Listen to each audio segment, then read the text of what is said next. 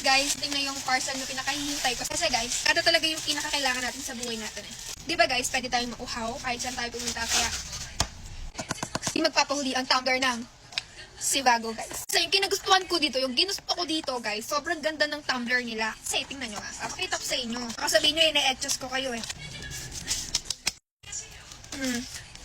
Diba, ang ganda ng kulay niya, ang ganda ng design. Diba? Oh.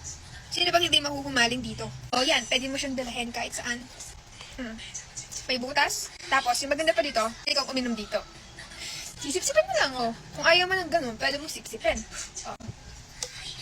Guys, ang ganda nito, promise. Hindi naman ako nagsisinungaling, di ba? Tapos madami na din kayong madalagay. Kung type kayo ng person na gusto nyo lagi na hydrated kayo, is perfect na perfecto, guys. Kasi guys, sobrang laki niya na yun. Hindi na kayong mabibitin dito. Bagong-bago pa yan. May straw.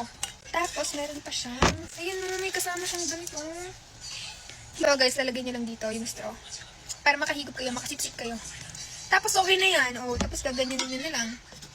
Tapos, i-close nyo ng sobrang close para hindi matapon. Tapos, pwede na kayong sumipsip.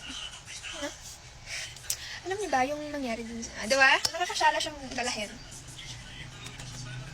Ba't ganun lang yung cute? Guys, kung gusto niyo ng ganito, iiwan ko dyan yung yellow basket,